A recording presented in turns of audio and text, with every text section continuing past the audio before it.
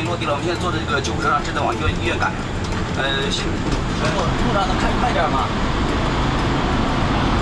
我们现在过了收费站，大概1-2分钟的样子。 A sharp siren echoes in the night sky. An ambulance speeds to its final destination. Inside this case is a human heart.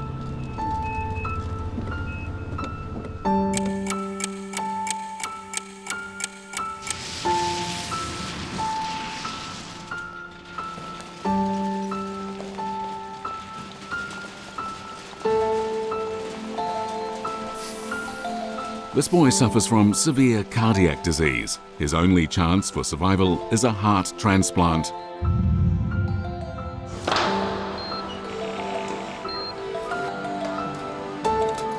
If everything goes well, the child will get to live for at least another 10 years after he receives his new heart.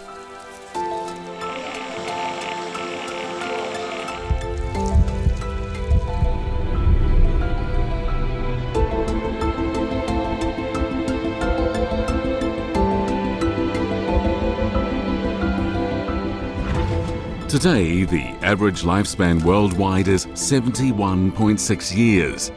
Just 100 years ago, that number was just 31 years.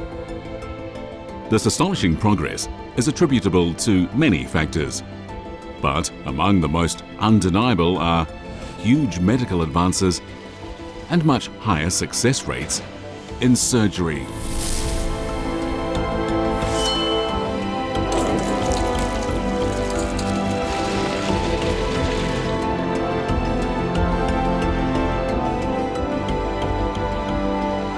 Disease and the threat of an early death have been a perpetual nightmare for the human race. But surgery provides the most direct means to deal with these problems. Incredibly, the origins of surgery can be traced right back to the dawn of mankind.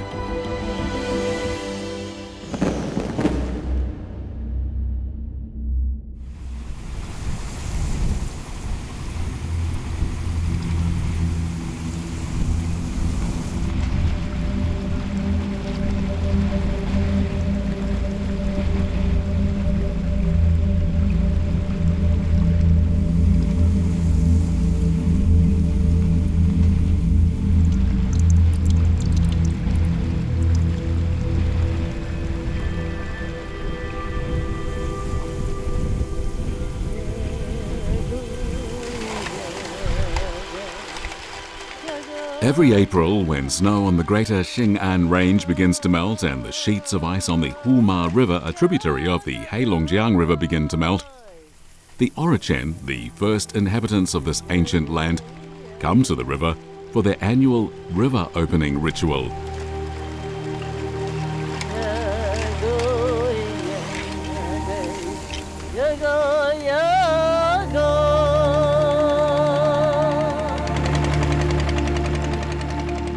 "84-year-old Guan Koni is the oldest Orochen shaman. She will present offerings to the god of Huma as a means of seeking a good harvest and the well-being of her people in the coming year. The Orochen follow an ancient belief known as animism, and they're also followers of shamanism, one of the world's oldest religious practices. The responsibility of the shaman is to use his or her body as a medium for channeling information between the gods and mortals.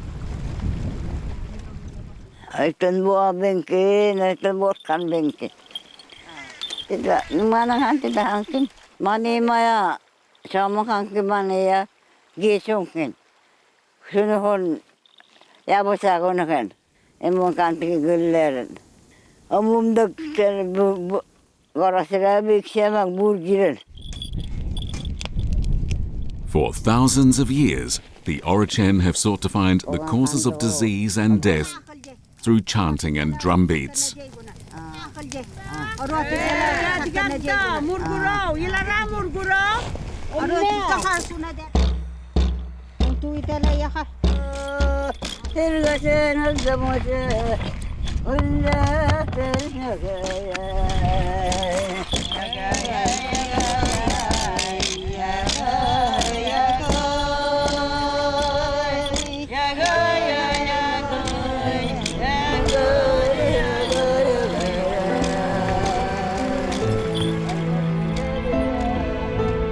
Almost all ancient civilizations accepted as fact the idea that our fate is determined by supernatural forces.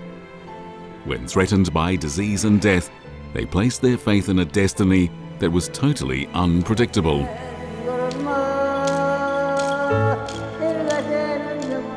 However, under the same sky, even in ancient times, there were those who attempted to defy the gods and take control of their destiny.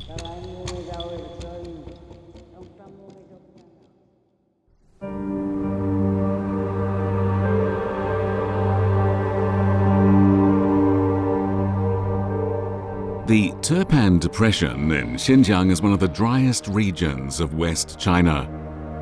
The unique geographic environment here has preserved a massive number of ancient ruins and relics. In 2003, while excavating some ancient tombs, archaeologists discovered the preserved 1,500-year-old corpse of a woman.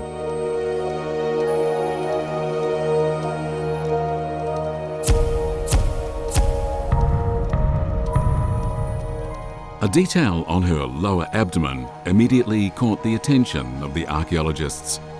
It was a 17-centimeter long cut.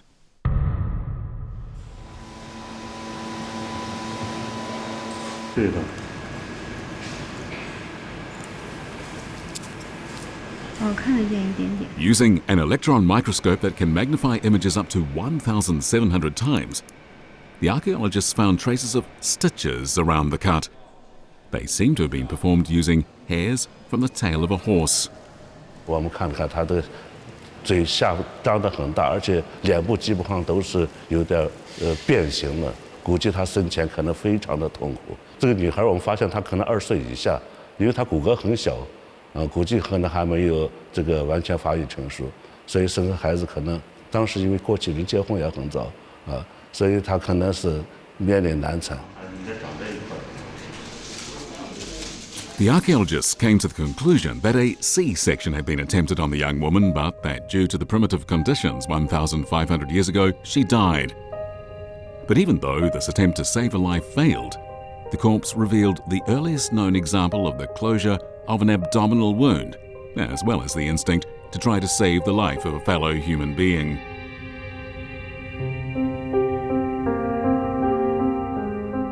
The history of medicine dates back to the very dawn of humankind, and it seems that surgery was one of the earliest forms of medicine.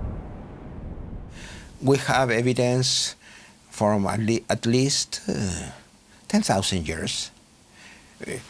In the bones, the archaeologists found broken bones, alienated, corrected, and consolidated. You need to open the chair, go to the bone, broken the false fracture in the middle of the bone. You put a little wood of pine with honey, and after that, close and immobilize. Medicine, even in its earliest stages, tried to defy disease and death. The need to ensure that as many members of the tribe as possible would survive is one of the most probable reasons for the birth of medicine. 我是董瑶，延庆石林峡现场一人伤情较重，意识不清，现场交通道路复杂，请尽快赶到现场。航空救援组收到。全地形越野急救车组收到。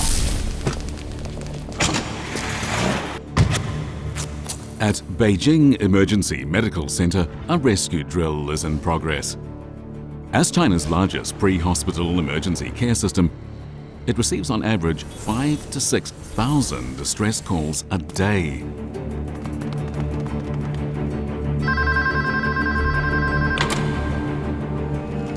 Nowadays, emergency care is the core of modern-day medical services.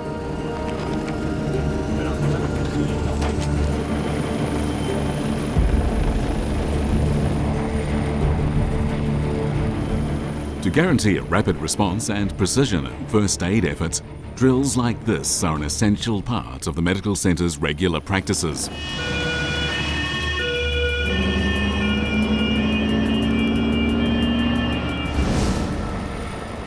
The two patients are currently in an inaccessible mountain area, and one of them can't be moved due to a severely injured cervical vertebra.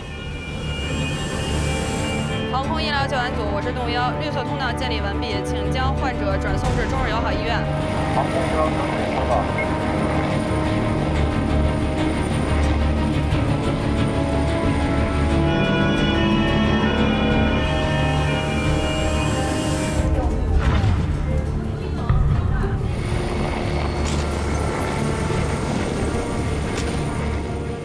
As the ideal window for emergency treatment of an injury is 4 to 6 minutes after it has occurred, patients who can get pre-hospital treatment have a much greater chance of survival. Soon the GPS indicates the air unit has arrived at a location close to the injured.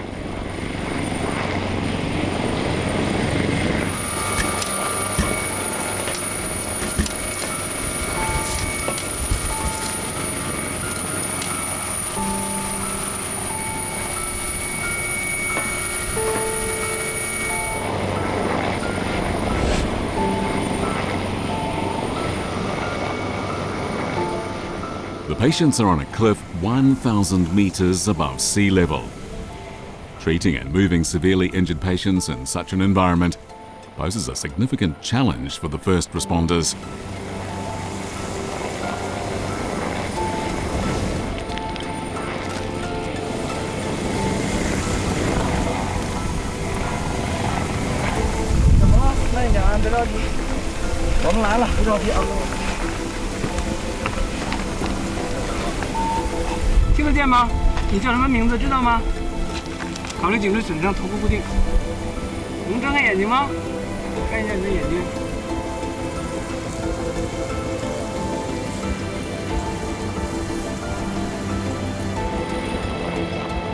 我觉得急救本质呢，就是不放弃，并不是每一条生命我们都能够挽救，该离去的他一定会离去。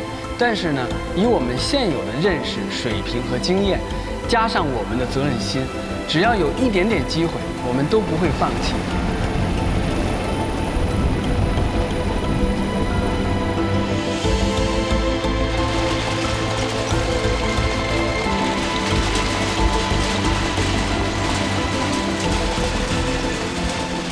Accidents and disease have threatened humanity from the very beginning. Fortunately, today's professional and systematic medical services have greatly improved people's chances of survival in similar situations. 医学实际是人类善良情感的一种表达。那么，远古时代人和自然做斗争，可能会受伤，那么我们会有一个最初的帮助，比如你哪破了、哪出血了，我会帮助你，或者我用一个烧热的一个石头去烙你，叫石扁，烙你，这些都是一个最初的一个善良行为，一种表达，甚至可以说一种很粗糙的、原始的医学。 People in ancient times lived in an unforgiving world where sudden attacks could occur at any moment and unseen diseases lurked in the darkness. Not surprisingly, they were keen to uncover the secrets of how life worked. They asked questions such as, how do diseases come to exist? And what's the relationship between the human body and the outside world? As ancient people became fascinated by such major questions, over time they became less satisfied with the treatment of their time, which was a mixture of superstition and experience. They began to seek out the intrinsic connections between disease and the human body.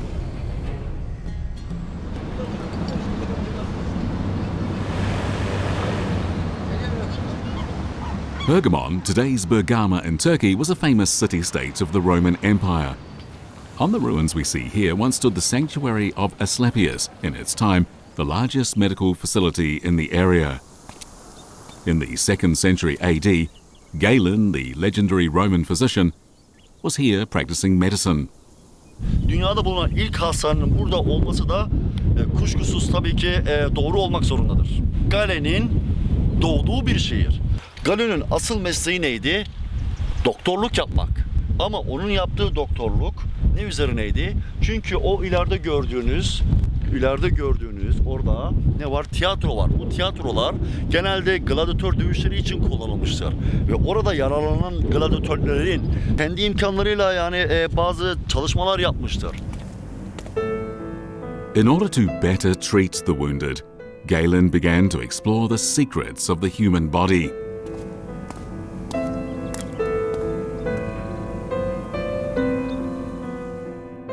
These peculiar figures are quite probably the earliest diagrams of human anatomy.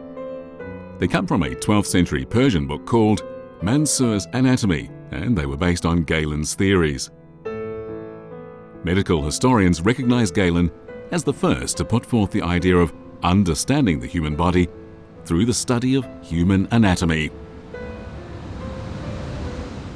Io credo che tra le grandi curiosità dell'uomo ci sia proprio quello di sapere come è fatto il corpo umano, come funziona, come si ammala, e quindi quello di cercare di conoscere il corpo umano è un desiderio che hanno anche gli uomini primitivi.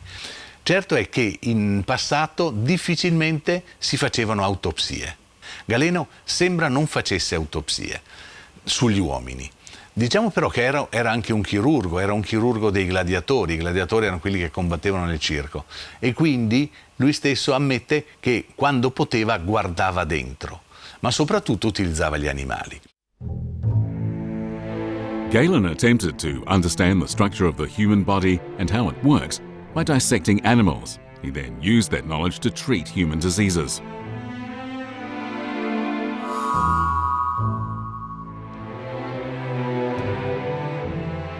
So it's Galen who says that medicine, health, is about balance and imbalance. It's Galen who codifies this idea that the body is a system of 4 humours: blood, black bile, yellow bile and phlegm.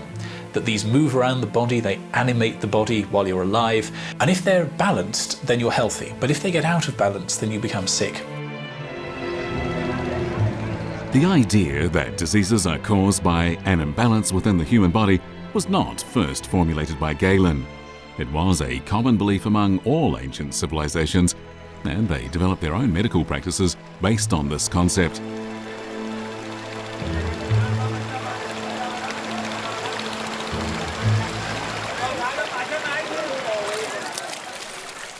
India, one of the oldest nations on Earth, has a history of medicine that dates back to 5000 BC.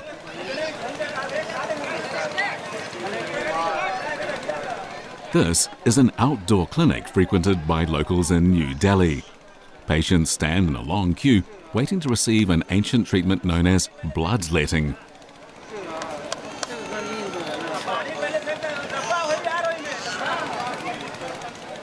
The clinic opens at 9 a.m. and takes in 40 patients per day. Both the patients and the doctors here believe that by expelling dirty blood, the balance in the body can be restored, and as a result, disease is cured.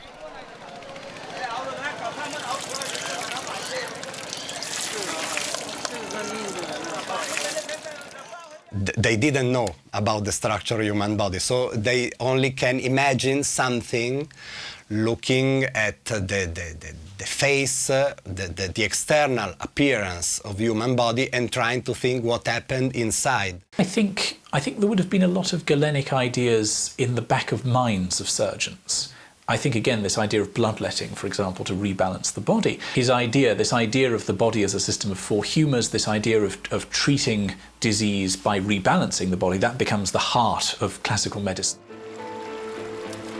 During the very long period of ancient medicine, determining the anatomy of the human body was never achieved. For more than 1,000 years, medical practice had to slowly feel its way forward, relying on nothing more than inference, speculation, and experience.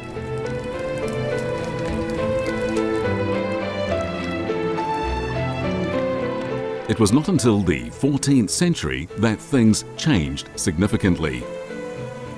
As the earliest means to discern the secrets of the human body, anthropotomy paved the way to modern medicine. In fact, everything that surgeons are familiar with today began with this.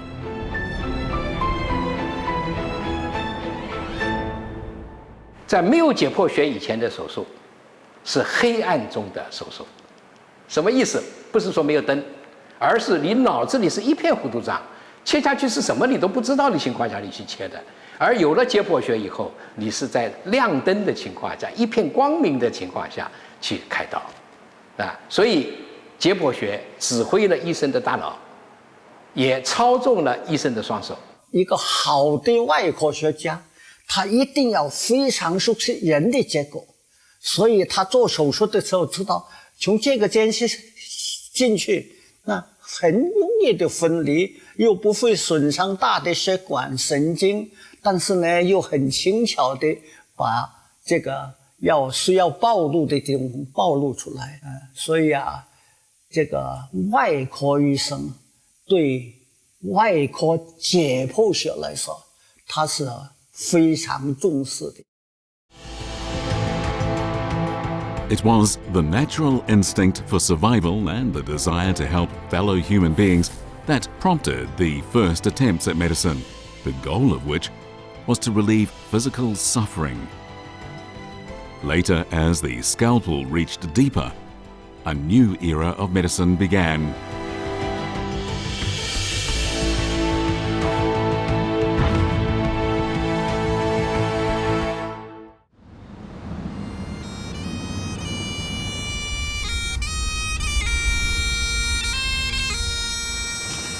Despite its enormous contribution to surgery, few people today know that the development of anthropotomy was once a field adversely affected by serious constraints.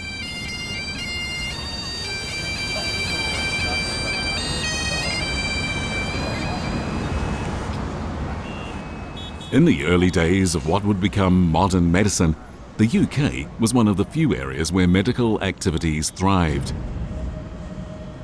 In the oldest cemetery in Edinburgh, Scotland, there's a rather bizarre sight, a number of old tombs surrounded by tiers of rails as if to prevent something from escaping. In reality, however, the builders of these tombs weren't trying to keep something in, they were trying to prevent body snatchers from stealing corpses.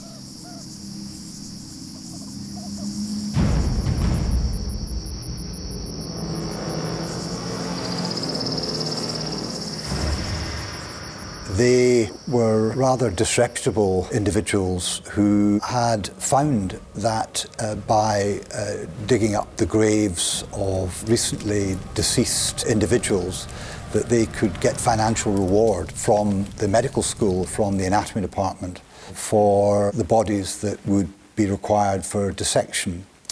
And there was actually quite a business in this, because the anatomists were only normally allowed to have a small number of bodies available for dissection, for teaching. Back then, the only lawful source of cadavers was executed prisoners.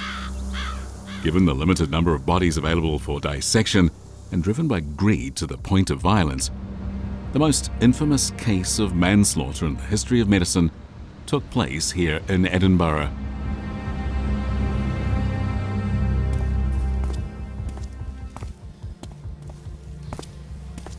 This is the best-known collection in the University of Edinburgh's Anatomical Museum, and is probably one of the most notorious human skeletons in the United Kingdom. Well, this is William Burke, and these are the hands that murdered 15 people by suffocation. One would lay across the body to stop it struggling, whilst the other would actually suffocate the individual to death either by pinching off the nostrils, hands over the mouth, and quite literally suffocated them to death. Now, he wasn't particularly big. I mean, he's in a cabinet, but if you take him out, he'd be down to about this height. He's about 5'4", 5'5", about that height, but he was strong. In the year 1828, William Burke and William Hare, both Irish immigrants, murdered at least 15 people in a lodging house. They then sold the bodies to anatomists at the University of Edinburgh's medical school. The slaughter continued for almost a year until a victim was discovered.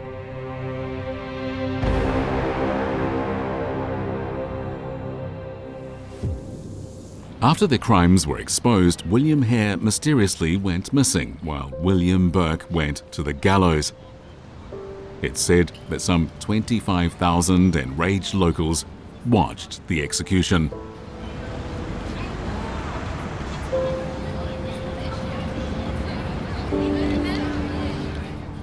To ensure that this dark part of the history of anatomical studies would never be forgotten, Burke's skeleton was put on display here in the Anatomical Museum.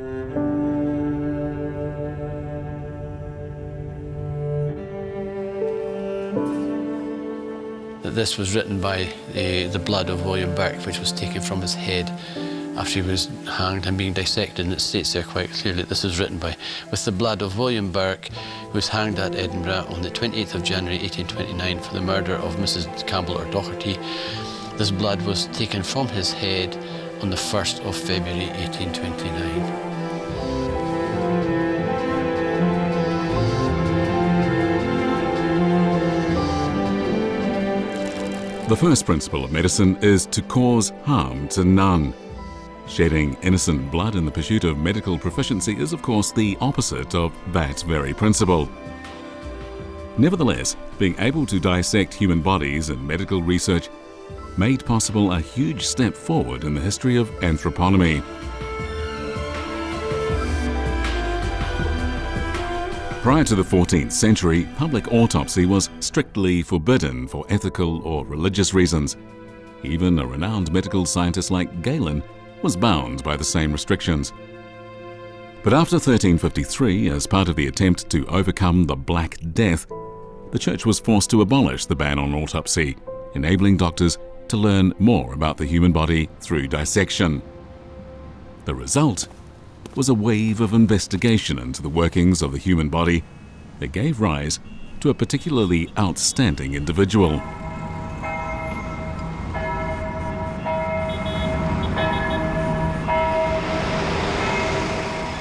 Here in Padua, a city of great antiquity in northern Italy, sits the world-famous University of Padua.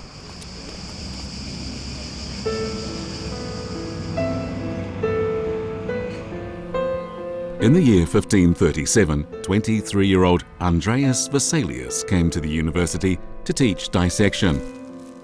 The textbook still being used in the class at the time was the book written more than 1,500 years earlier by Galen, and the teachers were merely reading from his script. From his own experience, however, Vesalius knew that some of Galen's descriptions of the human body could not be verified during an actual dissection.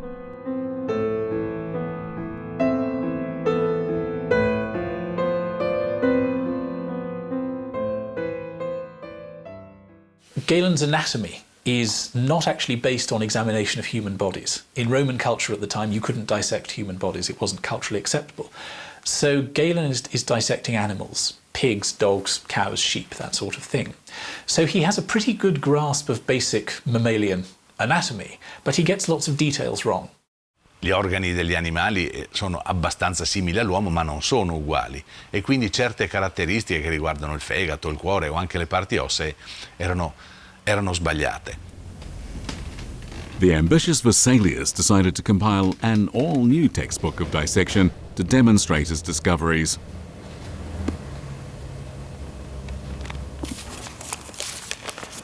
Questo è il frontespizio del De Humani Corporis Fabrica de Libri Septem di Andrea Vesalio. È stato stampato a Basilea nel 1543.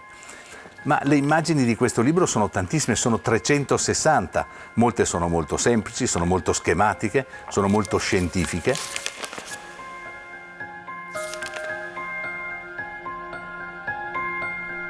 Inside the Padua City Library is a 7-volume copy of On the Fabric of the Human Body. It's the oldest version of the book still preserved. A masterpiece in its field, is the very first illustrated written work in history on human anatomy and dissection methods. This isn't a setting in which everybody is reading Galen. This isn't a setting in which people are listening to some learned professor lecture. They're being taught by the human body. So this is about a classic Renaissance idea of returning to nature, returning to the reality of things. From the cover, one immediately recognizes the quality of this revolutionary work that Vesalius was presenting. In it, every organ of the human body is depicted for the first time with unprecedented precision.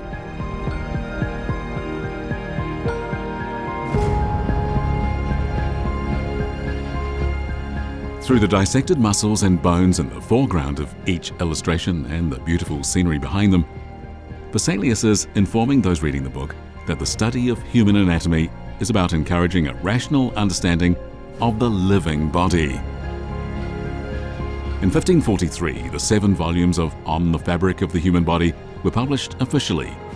They were recognized as the foundation of modern anatomy. At the time, Vesalius was just 29 years old. Che è un libro molto raro, molto richiesto dalle biblioteche di tutto il mondo, perché unisce 2 caratteristiche. Ha un testo scientificamente valido, anatomicamente valido, fino a quel momento è ancora una medicina medievale, nel 1943 diventa una medicina moderna. It was also in the year 1543 that Nicholas Copernicus published his On the Revolutions of the Celestial Spheres, in which he presented the concept that the Sun is the center of the universe. In doing so, he effectively disproved geocentrism, which had placed the Earth at the center of the universe for 1,300 years. Mankind had taken the first steps towards understanding both external space and the internal self. Today, modern medicine continues to evolve on a daily basis, and the field of surgery has carved out its own pathway forward, one which it could not have had without these pioneers of the field. Anatomy is still the most basic and important compulsory subject for every medical student. 老师们、同学们，上午好。北京协和医学院2014级临床医学专业解剖实验课的开课仪式正式开始。自建校以来，每年的开课仪式上，开始学习解剖的同学们都会像你们一样站在这里，向大体老师们表示崇高的敬意。我们就在这个教室里面告别了敬爱的老主任张品长教授，也迎来了第754位志愿捐献者。他们的医学之路都是从这里起步的。In March every year, the anatomy classrooms at Peking Union Medical College receive a new batch of medical students. These young people are about to have their very first human anatomy class.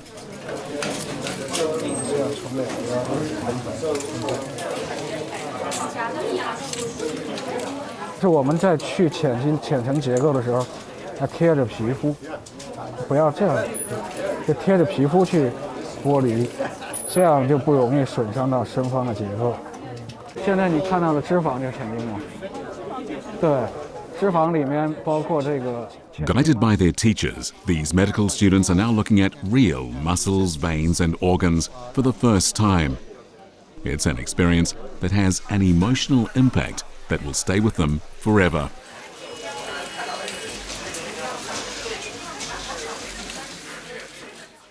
实际上，我们在临床工作中碰到每个病人写的都会跟教科书或者图谱上的有一点点些许的不同。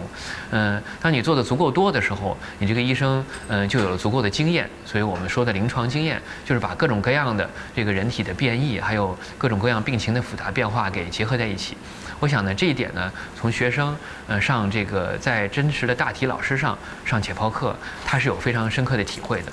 这个我觉得对他的成长是非常重要的。这对一个未来的一个医生获得一个高超的一个临床的这个技巧也是必不可少的。So that the donor can teach us as much as possible throughout the course. They will teach us a lot about anatomy, but they'll teach us a lot about ourselves. And if we are to be able to relate to our patients who are very ill, who are dying, we have to understand these emotions in ourselves.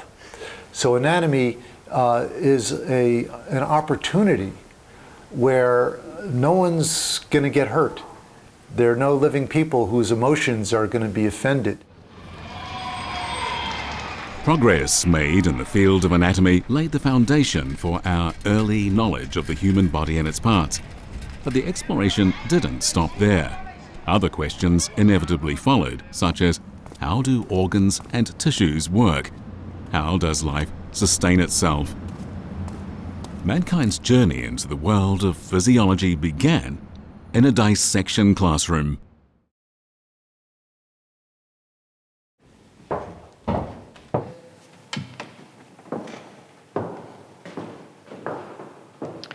Here we are in the ancient dissection theater at the University of Padua, built in 1594. In this room here, human anatomy reached a crescendo at the University of Padua. We see the human body displayed before the students and the faculty of the city.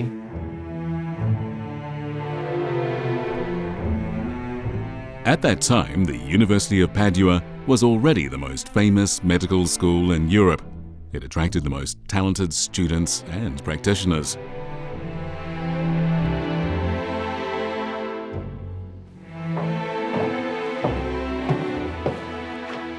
It's remarkable to be here and to realize just how small each of these concentric tiers are. To think that there were 200 to 300 students standing shoulder to shoulder, each holding candles to illuminate what was then a windowless room. As time went on, you would see the students cycling down to the lower tiers to get a better look at the cadaver, and then cycling their way back up to the other tiers to where they were standing early on in the dissection. Additionally, in this ceremonial room, there was also an orchestra that would be playing that would result in the room being more ceremonial and also provide a little bit of comfort by virtue of the fact that there was an individual being dismembered right before them. In 1599, William Harvey, who was from the UK, became a student at this university.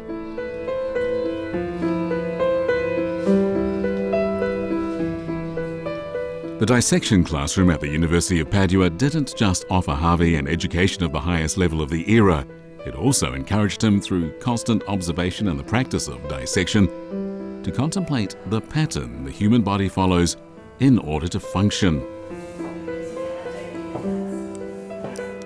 And we look at the University of Padua, there were students like William Harvey, who there in that room, we believe, was demonstrated to him the veins and the valves that are inside them that control the direction of blood flow. But it wasn't fully understood. So I like to think that in that room, the nascent thoughts for the circulatory system in William Harvey began at the University of Padua.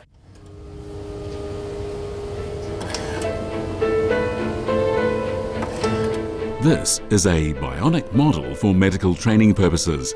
Inside the translucent body, the intricate system of veins is clearly visible.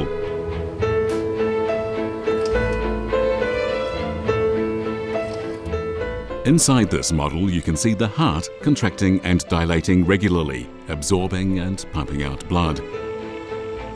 Connected to other organs through veins, the heart provides tissues and cells with oxygen and nutrition while carrying away carbon dioxide and metabolites.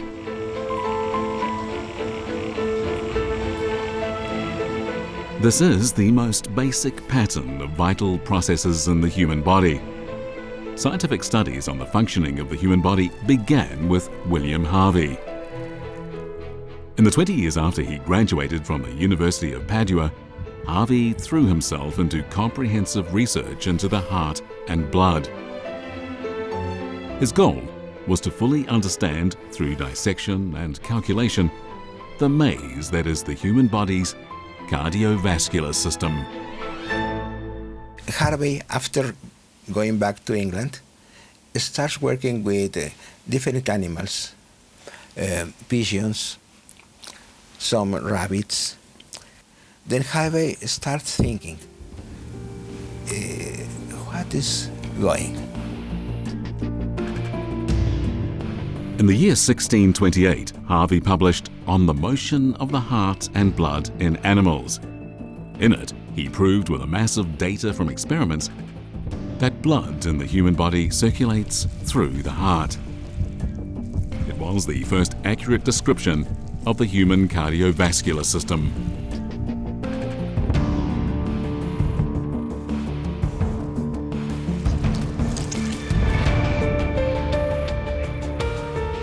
This idea that the heart is a pump in a closed-loop system, and that blood leaves the left heart, goes through an arterial circulation, and then returns to the right heart by systemic venous return.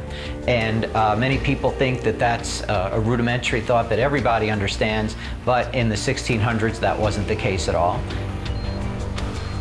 Development and progress in surgery owes much to human physiology, a field that Harvey initiated. The design of a sophisticated system of surgery requires sufficient understanding of human physiology, how the body actually functions.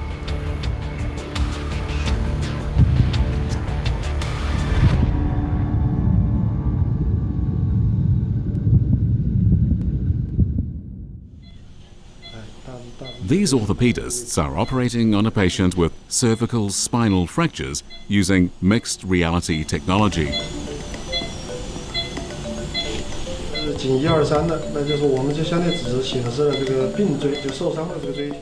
Through these special goggles, doctors can see a digital model superimposed on the real human body. This enables them to clearly see the detailed structure of the veins and nerves around the wounded area, so they can avoid damaging the nerve center which controls respiration and heartbeat. As a result, risk to the patient is greatly reduced. 你的这个螺钉，你可以做一个很微创的小切口，你不需要做一个广泛的显露，你可以很微创的一个小切口进去，让这个螺钉通过这个血管神经的这个丛林，达到它要达到的部位。那么这个就是说，手术的精准性和它的可以得到极大的提高。 Besides applications in bone surgery, the understanding of anatomy and physiology have been enhanced through digital developments.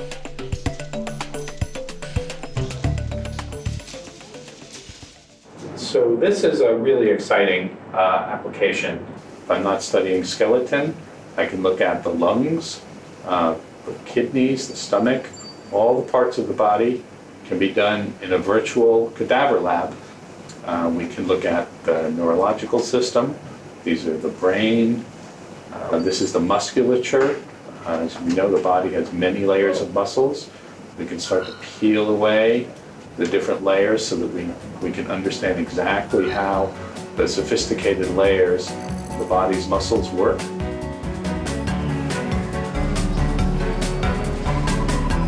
Through these virtual yet physiologically accurate models that resemble human organs, scientists can practice various interactions, including cutting and probing and running tests. The results can be used to come up with the ideal solution for actual surgical cases. Advanced modern medicine has only been made possible due to the sophisticated knowledge of the human body, which has never been this accurate and precise.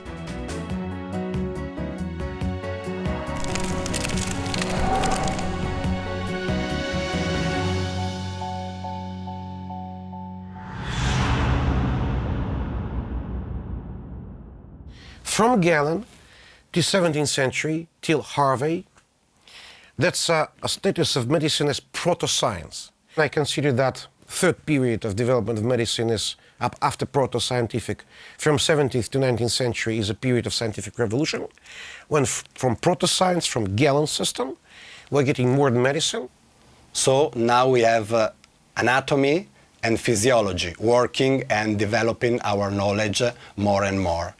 And then we can say this is the way we passed from ancient medicine to modern one. 如果说100-200年之前，我们医学主要是对人体的认识，对人体的认识，那么我们说对人体的认识的最2个里程，一个就是维萨利的解剖，一个就是哈维的循环。这100多年以后，我们是对疾病的认识，包括疾病的诊断和处理。我们这个新的世纪是这样的。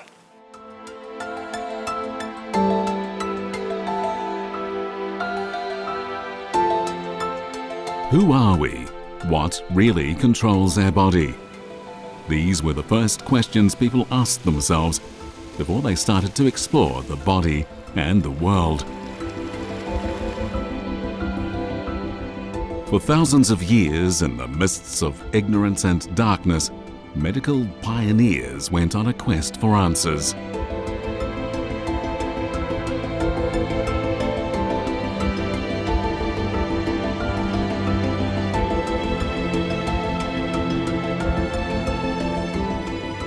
Know oneself is perhaps the perpetual theme in all branches of medicine.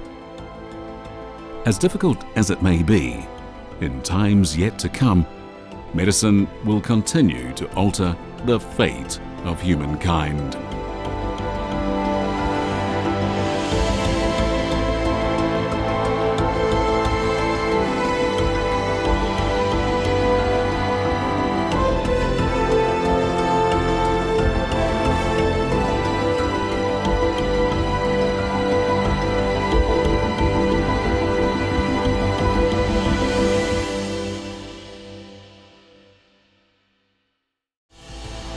Surgery was once considered barbaric. Bodies that had been cut open almost always seemed to be in the shadow of death.